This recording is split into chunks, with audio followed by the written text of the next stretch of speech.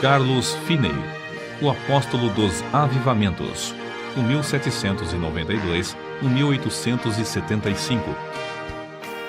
Perto da aldeia de New York Mills, no século XIX, havia uma fábrica de tecidos movida pela força das águas do rio Oriskany. Certa manhã, os operários se achavam comovidos, conversando sobre o poderoso culto da noite anterior, ocorrido no prédio da escola pública. Não muito depois de começar o ruído das máquinas, o pregador, um rapaz alto e atlético, entrou na fábrica. O poder do Espírito Santo ainda permanecia sobre ele. Os operários, ao vê-lo, sentiram a culpa de seus pecados a ponto de terem de se esforçar para poderem continuar a trabalhar. Ao passar perto de duas moças que trabalhavam juntas, uma delas, no ato de emendar um fio, foi tomada de tão forte convicção que caiu em terra chorando. Segundos depois, quase todos em volta tinham lágrimas nos olhos, e em poucos minutos o avivamento encheu todas as dependências da fábrica. O diretor, vendo que os operários não podiam trabalhar, achou que seria melhor que cuidassem da salvação da alma e mandou que parassem as máquinas. A comporta das águas foi fechada e os operários se ajuntaram em um salão do edifício. O Espírito Santo operou com grande poder e dentro de poucos dias quase todos se converteram. Disse acerca desse pregador, Carlos Finney, que, depois de ter ministrado a palavra em Gouverneur, no estado de New York, não houve baile nem representação de teatro na cidade durante 6 anos. Calcula-se que durante os anos de 1857 e 1858, mais de 100.000 pessoas foram ganhas para Cristo pela obra direta e indireta de Finney. A sua autobiografia é o mais maravilhoso relato de manifestação do Espírito Santo, excetuando o livro de Atos dos Apóstolos. Abaixo das Sagradas Escrituras, alguns consideram o livro Teologia Sistemática, de sua autoria, a maior obra sobre teologia que existe. Como explicar o seu êxito tão destacado nos anais dos servos da Igreja de Cristo? Sem dúvida, era, antes de tudo, o resultado da sua profunda conversão. Nasceu de uma família descrente e se criou em um lugar onde os membros da igreja conheciam apenas a formalidade fria dos cultos. Finney era advogado. Ao encontrar nos seus livros de jurisprudência muitas citações da Bíblia, comprou um exemplar com a intenção de conhecer as Escrituras. O resultado foi que, após a leitura, achou mais e mais interesse nos cultos dos crentes. Acerca da sua conversão, ele relata na sua autobiografia o seguinte: ao ler a Bíblia, ao assistir às reuniões de oração e ouvir os sermões de Sr. Gale, percebi que não me achava pronto a entrar nos céus. Fiquei impressionado especialmente com o fato de as orações dos crentes, semana após semana, não serem respondidas. Li na Bíblia: pedi e dar-se-vos-á, buscai e encontrareis, batei e abrir-se-vos-á. Li também que Deus é mais pronto a dar o Espírito Santo aos que lhe o pedirem do que os pais terrestres a darem boas coisas aos filhos. Ouvi os crentes pedirem um derramamento do Espírito Santo se confessarem, depois que não receberam. Exortavam uns aos outros a se despertarem para pedir em oração um derramamento do Espírito de Deus e afirmavam que assim haveria um avivamento com a conversão de pecadores. Mas, ao ler mais a Bíblia, vi que as orações dos crentes não eram respondidas porque não tinham fé, isto é, não esperavam que Deus lhes daria o que pediam. Entretanto, com isso, senti um alívio acerca da veracidade do Evangelho e fiquei convicto de que a Bíblia, apesar de tudo, é a verdadeira Palavra de Deus. Foi num domingo de 1821 que assentei no coração resolver o problema sobre a salvação da minha alma e ter paz com Deus. Apesar das minhas grandes preocupações como advogado, resolvi seguir rigorosamente a determinação de ser salvo. Pela providência de Deus, não me achei muito ocupado nem segunda nem terça-feira, e consegui passar a maior parte do tempo lendo a Bíblia e orando. Mas ao encarar a situação resolutamente, achei-me sem coragem para orar, sem tapar o buraco da fechadura. Antes, deixava a Bíblia aberta na mesa com os outros livros, e não me envergonhava de lê-la diante do próximo. Mas então, se entrasse alguém, eu colocaria um livro aberto sobre a Bíblia para escondê-la. Durante a segunda e a terça-feira, a minha convicção aumentou, mas parecia que o coração se havia endurecido. Eu não podia chorar nem orar. Terça-feira, à noite, senti-me muito nervoso e parecia-me estar perto da morte. Reconhecia que, se eu morresse, por certo iria para o inferno. De manhã cedo, fui para o gabinete. Parecia que uma voz me perguntava: por que esperas? Não prometeste dar o coração a Deus? O que experimentas fazer? Alcançar a justificação pelas obras? Foi então que vi claramente, como qualquer vez depois, a realidade e a plenitude da propiciação de Cristo. Vi que sua obra era completa, e em vez de eu necessitar de uma justiça própria para Deus me aceitar, tinha de sujeitar-me à justiça de Deus por intermédio de Cristo. Sem o saber, fiquei imóvel. Não sei por quanto tempo, no meio da rua, no lugar onde a voz de dentro se dirigiu a mim. Então, me veio a pergunta: aceitá-lo-ás agora? Hoje? Repliquei: aceitá-lo-ei hoje, ou me esforçarei para isso até morrer. Em vez de ir ao gabinete, voltei para entrar na floresta, onde podia derramar a alma sem alguém me ver nem me ouvir. Porém, o meu orgulho continuava a se manifestar. Passei por cima de um alto e andei furtivamente atrás de uma cerca, para que ninguém me visse e pensasse que ia orar. Penetrei dentro da mata cerca de meio quilômetro, onde achei um lugar mais escondido entre algumas árvores caídas. Ao entrar, disse a mim mesmo: entregarei o coração a Deus, ou então não sairei daqui. Mas, ao tentar orar, o coração não queria.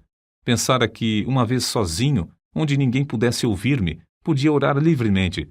Porém, ao experimentar fazê-lo, achei-me sem coisa alguma a dizer a Deus.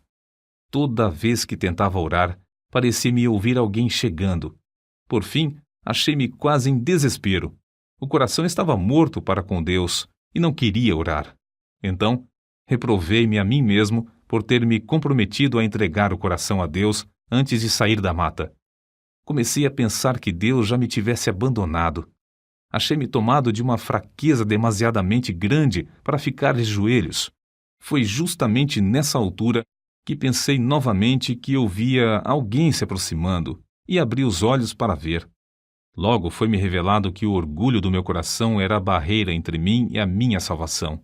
Fui vencido pela convicção do grande pecado de eu envergonhar-me se alguém me encontrasse de joelhos perante Deus, e bradei em alta voz que não abandonaria o lugar, nem que todos os homens da terra e todos os demônios do inferno me cercassem. Gritei: ora, um vil pecador como eu, de joelhos perante o grande e santo Deus, confesso-lhe os pecados e me envergonho dele perante o próximo pecador também, porque me encontro de joelhos para achar paz com o meu Deus ofendido. O pecado parecia-me horrendo, infinito. Fiquei quebrantado até o pó perante o Senhor. Nessa altura, a seguinte passagem me iluminou: então me invocareis, e ireis e orareis a mim, e eu vos ouvirei, e buscar-me-eis e me achareis, quando me buscardes de todo o vosso coração. Continuei a orar e a receber promessas e a apropriar-me delas. Não sei por quanto tempo. Orei até que, sem saber como, achei-me voltando para a estrada. Lembro-me de que disse a mim mesmo: se eu me converter, pregarei o Evangelho. Na estrada, voltando para a aldeia, certifiquei-me da preciosa paz e da gloriosa calma na minha mente. Que é isso? Perguntei-me a mim mesmo. Entristecera eu o Espírito Santo até retirar-se de mim? Não sinto mais convicção. Então, lembrei-me de que dissera a Deus que confiaria na sua palavra. A calma de meu espírito era indescritível. Fui almoçar, mas não tinha vontade de comer. Fui ao gabinete, mas meu sócio não voltara do almoço. Comecei a tocar a música de um hino no rabecão, como de costume. Porém, ao começar a cantar as palavras sagradas, o coração parecia derreter-se e só podia chorar. Ao entrar e fechar a porta atrás de mim, parecia-me ter encontrado o Senhor Jesus Cristo face a face.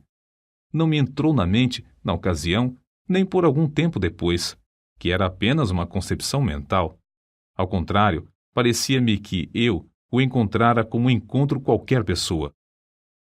Ele não disse coisa alguma, mas olhou para mim de tal forma que fiquei quebrantado e prostrado aos seus pés. Isso, para mim, foi, depois, uma experiência extraordinária, porque parecia-me uma realidade, como se ele mesmo ficasse em pé perante mim, e eu me prostrasse aos seus pés, e lhe derramasse a minha alma. Chorei alto e fiz tanta confissão quanto foi possível entre soluços. Parecia-me que lavava os seus pés com as minhas lágrimas. Contudo, sem sentir ter tocado na sua pessoa. Ao virar-me para me sentar, recebi o poderoso batismo com o Espírito Santo. Sem o esperar, sem mesmo saber que havia tal para mim, o Espírito Santo desceu de tal maneira que parecia encher-me corpo e alma. Senti-o como uma onda elétrica que me traspassava repetidamente. De fato, parecia-me como ondas de amor liquefeito, porque não sei outra maneira de descrever isso. Parecia o próprio fôlego de Deus. Não existem palavras para descrever o maravilhoso amor derramado no meu coração. Chorei de tanto gozo e amor que senti. Acho melhor dizer que exprimi, chorando em alta voz, as inundações indizíveis do meu coração. As ondas passaram sobre mim, uma após outra, até eu clamar: morrerei, se estas ondas continuarem a passar sobre mim. Senhor, não suporto mais. Contudo, não receava a morte. Não sei por quanto tempo este batismo continuou a passar sobre mim e por todo o meu ser, mas sei que era já noite quando o dirigente do coro veio ao gabinete para me visitar. Encontrou-me nesse estado de choro, aos gritos, e perguntou: Sr. Finney, que tem? Por algum tempo não pude responder-lhe.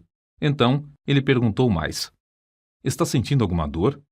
Com dificuldade, respondi: Não, mas sinto-me demasiado feliz para viver. Saiu e, daí a pouco, voltou acompanhado por um dos anciãos da igreja. Esse ancião sempre foi um homem de espírito ponderado e quase nunca ria. Ele, ao entrar, encontrou-me no mesmo estado, mais ou menos como quando o rapaz o foi chamar. Queria saber o que eu sentia e eu comecei a lhe explicar. Mas, em vez de responder-me, foi tomado de um riso espasmódico. Parecia impossível evitar o riso que procedia do fundo do seu coração.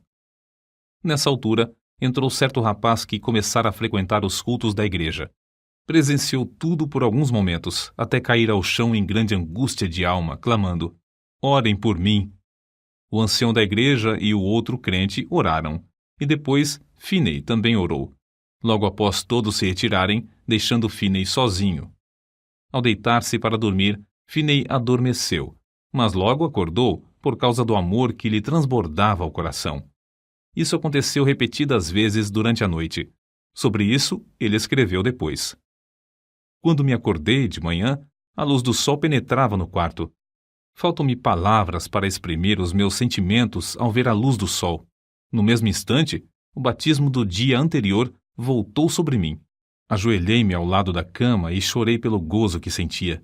Passei muito tempo sem poder fazer coisa alguma senão derramar a alma perante Deus. Durante o dia, o povo se ocupava em falar da conversão do advogado. Ao anoitecer, sem qualquer anúncio do culto, ajuntou-se uma multidão no templo. Quando Finney relatou o que Deus fizera na sua alma, muitos foram profundamente tocados. Um sentiu-se tão convicto que voltou a casa sem o chapéu. Certo advogado afirmou: É claro que ele é sincero, mas que enlouqueceu é evidente. Finney falou e orou com grande liberdade. Realizavam-se cultos todas as noites por algum tempo, aos quais assistiam pessoas de todas as classes. Esse grande avivamento espalhou-se para muitos lugares em redor. Finney continuou: Por 8 dias, depois da sua conversão, o meu coração permanecia tão cheio que não sentia desejo de comer nem de dormir. Parecia-me que tinha um manjar para comer que o mundo não conhecia. Não sentia necessidade de alimentar-me nem de dormir. Por fim, cheguei a ver que devia comer como de costume e dormir quanto fosse possível. Grande poder acompanhava a palavra de Deus. Todos os dias, admirava-me ao notar como poucas palavras, dirigidas a uma pessoa, traspassavam-lhe o coração como uma seta. Não demorei muito em ir visitar meu pai. Ele não era salvo. O único membro da família que fizera a profissão de religião era meu irmão mais novo. Meu pai encontrou-me no portão e me perguntou: "Como tem passado, Carlos?" Respondi-lhe: "Bem, meu pai, tanto no corpo como na alma. Meu pai, o senhor já é idoso. Todos os seus filhos estão crescidos e casados, e nunca ouvi alguém orar na sua casa." Ele baixou a cabeça e começou a chorar, dizendo: "É verdade, Carlos. Entre e você mesmo ore." Entramos e oramos. Meus pais ficaram comovidos e, não muito depois, converteram-se.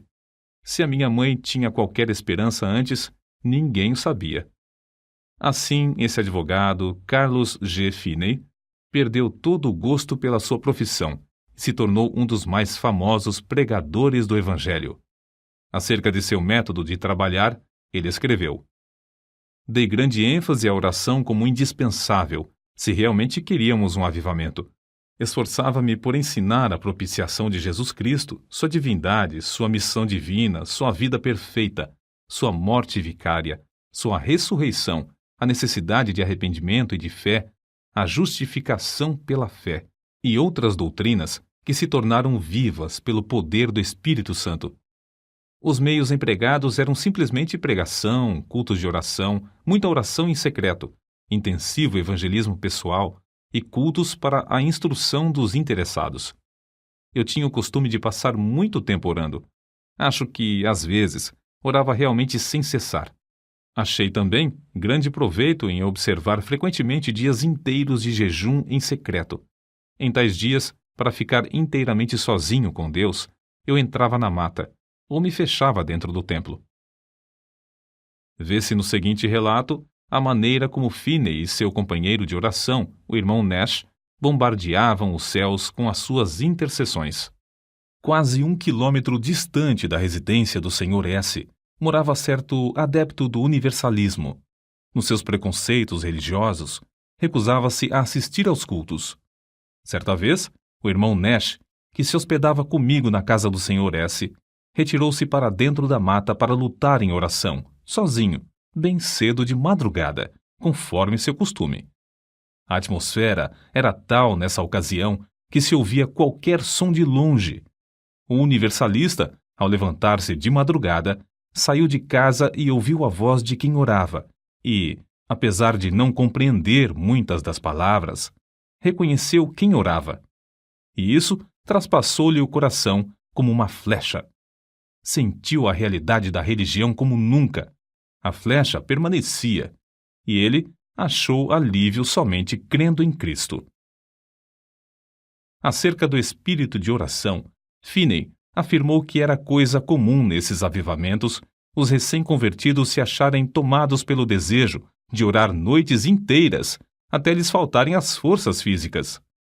O Espírito Santo constrangia grandemente o coração dos crentes, que sentiam constantemente a responsabilidade pela salvação das almas imortais. A solenidade da mente se manifestava no cuidado com que falavam e se comportavam. Era muito comum encontrar crentes juntos, caídos de joelhos em oração, em vez de ocupados em palestras. Em certo tempo, quando as nuvens de perseguição enegreciam cada vez mais, Finney, como era seu costume, sob tais circunstâncias, sentia-se dirigido a dissipá-las, orando. Em vez de falar pública ou particularmente acerca das acusações, ele orava. Acerca da sua experiência, escreveu: "Eu olhava para Deus com grande anelo, dia após dia, rogando que Ele me mostrasse o plano a seguir e a graça para suportar a borrasca. O Senhor mostrou-me, em uma visão, o que eu tinha de enfrentar. Ele chegou-se tão perto de mim, enquanto eu orava, que a minha carne literalmente estremecia sobre os ossos. Eu tremia da cabeça aos pés, sob o pleno conhecimento da presença de Deus." Acrescentamos mais um exemplo, tirado da sua autobiografia, que mostra a maneira com que o Espírito Santo operava em sua pregação. Ao chegar na hora anunciada para iniciar o culto, achei o prédio da escola repleto, por isso tive de ficar em pé perto da entrada. Cantamos um hino, isto é, o povo pretendia cantar. Entretanto, Eles não tinham o costume de cantar os hinos de Deus e cada um desentoava à sua própria maneira. Não podia conter-me. Lancei-me de joelhos e comecei a orar. O Senhor abriu as janelas dos céus, derramou o espírito de oração e entreguei-me de toda a alma a orar. Não escolheram um texto, mas logo ao levantar-me dos joelhos, eu disse: Levantai-vos, saí deste lugar, porque o Senhor há de destruir a cidade. Acrescentei que havia 2 homens, um se chamava Abraão e outro Ló. Contei-lhes como Ló se mudara para Sodoma. O lugar era excessivamente corrupto. Deus resolveu destruir a cidade e Abraão orou por Sodoma. Mas os anjos acharam somente um justo lá. Era Ló. Os anjos disseram: Tens alguém mais aqui? Teu genro e teus filhos e tuas filhas e todos quantos tens nessa cidade, tira-os fora deste lugar, porque nós vamos destruir este lugar, porque o seu clamor tem engrossado diante da face do Senhor, e o Senhor nos enviou a destruí-lo. Ao relatar estas coisas, os ouvintes se mostraram irados a ponto de me açoitarem.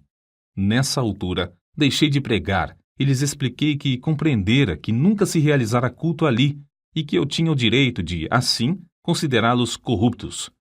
Salientei isso com mais e mais ênfase e com o coração cheio de amor, até não poder mais conter-me.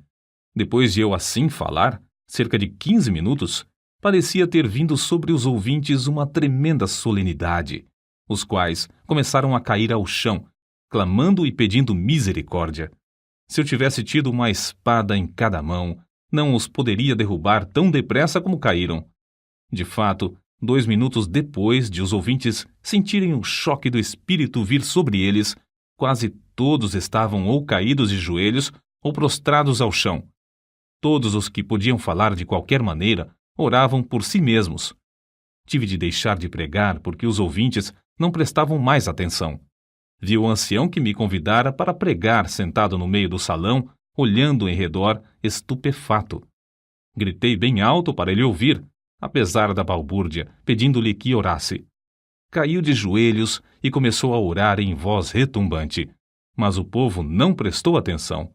Gritei: Vós não estáis ainda no inferno. Quero dirigir-vos a Cristo. O coração transbordava de gozo ao presenciar tal cena. Quando pude dominar os meus sentimentos, virei-me para um rapaz que estava perto de mim. Consegui atrair a sua atenção e preguei a Cristo, em voz bem alta, ao seu ouvido. Logo, ao olhar para a cruz de Cristo, ele acalmou-se por um pouco e então rompeu em oração pelos outros. Depois, fiz o mesmo com um outro, depois com mais outro e continuei assim, tratando com eles até a hora do culto da noite, na aldeia. Deixei o ancião que me convidara a pregar para continuar a obra com os que oravam. Ao voltar, havia tantos clamando a Deus que não pudemos encerrar a reunião, que continuou o resto da noite. Ao amanhecer o dia, alguns ainda permaneciam com a alma ferida. Não se podiam levantar e, para dar lugar às aulas, foi necessário levá-los a uma residência não muito distante. De tarde mandaram chamar-me porque ainda não findara o culto. Só nesta ocasião cheguei a saber a razão de o auditório agastar-se da mensagem. Aquele lugar cognominava-se Sodoma, e havia somente um homem piedoso lá, a quem o povo tratava de Ló. Era o ancião que me convidara a pregar. Depois de já velho, Finney escreveu acerca do que o Senhor fez em Sodoma. Embora esse avivamento caísse tão repentinamente sobre eles, era tão empolgante ver que as conversões eram profundas e a obra permanente e genuína. Nunca ouvi falar em qualquer repercussão desfavorável. Não foi só na América do Norte que Finney viu o Espírito Santo cair e abater os ouvintes em terra. Na Inglaterra, durante os 9 meses de evangelização que Finney promoveu lá, multidões também se prostraram enquanto ele pregava. Em certa ocasião, mais de 2.000 de uma vez. Alguns pregadores confiam na instrução e ignoram a obra do Espírito Santo. Outros, com razão, rejeitam tal ministério infrutífero e sem graça. Oram a Deus para que o Espírito Santo tome a direção e alegram-se no grande progresso da obra de Deus. Mas ainda outros, como Finney, Dedicam-se a buscar o poder do Espírito Santo sem desprezar a arma de instrução e veem resultados incrivelmente mais vastos. Durante os anos de 1851 a 1866, Finney foi diretor do Oberlin College e ensinou a um total de 20.000 estudantes. Dava mais ênfase ao coração puro e ao batismo no Espírito Santo do que à preparação do intelecto. O resultado foi que, de Oberlin, saiu uma corrente contínua de alunos cheios do Espírito Santo. Assim, após o término de uma campanha intensiva de evangelismo e no meio dos seus esforços no colégio, em 1857, Finney via cerca de 50.000, todas as semanas, converterem-se a Deus. By My Spirit, Jonathan Goforth, página 183. Os diários de New York, às vezes, quase não publicavam outras notícias senão do avivamento. Suas lições aos crentes sobre avivamento foram publicadas primeiro em um jornal e depois em um livro de 445 páginas que se intitulava Discursos sobre Avivamentos. As primeiras 2 edições, de 12.000 exemplares, foram vendidas logo ao saírem do prelo. Outras edições foram impressas em vários idiomas. Uma só editora em Londres publicou 80.000. Entre suas outras obras de circulação mundial, contam-se as seguintes: sua autobiografia, Discursos aos Crentes e Teologia Sistemática. Os convertidos nos cultos de Finney eram pela graça constrangidos a andar de casa em casa para ganhar almas. Ele mesmo se esforçava para preparar o maior número de obreiros em Oberlin College. Mas o desejo que ardia sempre em tudo era o de transmitir a todos o espírito de oração. Pregadores como Abel Carey e Father Nash viajavam com ele e, enquanto ministrava a palavra, eles continuavam prostrados em oração. Vejamos isso nas palavras de Finney. Se eu não tivesse o espírito de oração, não alcançaria coisa alguma. Se por um dia ou por uma hora eu perdesse o espírito de graça e de súplica, não poderia pregar com o poder e fruto, e nem ganhar almas pessoalmente. Para que alguém não julgue que a obra era superficial, citamos outro escritor. Descobriu-se, por pesquisa empolgante, que mais de 85 pessoas de cada 100 que se convertiam sob a pregação de Finney permaneciam fiéis a Deus, enquanto 75 pessoas de cada 100 das que professaram conversão nos cultos de algum dos maiores pregadores se desviavam. Parece que Finney tinha o poder de impressionar a consciência dos homens sobre a necessidade de um viver santo, de tal maneira que produzia fruto mais permanente. Deeper Experience of Famous Christians, página 243. Finney continuou a inspirar os estudantes de Oberlin College até a idade de 82 anos. Já no fim da vida, permanecia tão lúcido de mente como quando jovem, e sua vida nunca foi tão rica no fruto do Espírito e na beleza da sua santidade do que nos últimos anos. No domingo 16 de agosto de 1875, pregou seu último sermão, mas à noite não assistiu ao culto. Ao ouvir os crentes cantarem Jesus, Lover of My Soul, Let Me to Thy Bosom Fly, saiu até o portão da frente da casa e com estes que tanto amava, cantou na terra pela última vez. Acordou à meia-noite sofrendo dores lancinantes no coração. Sofrera assim muitas vezes durante a sua vida. Semeara as sementes de avivamento e as regara com lágrimas. Todas as vezes que recebia o fogo da mão de Deus, era com sofrimento. Finalmente, antes de amanhecer o dia, dormiu na terra para acordar na glória, nos céus. Faltavam-lhe apenas 13 dias para completar 83 anos de vida aqui na terra.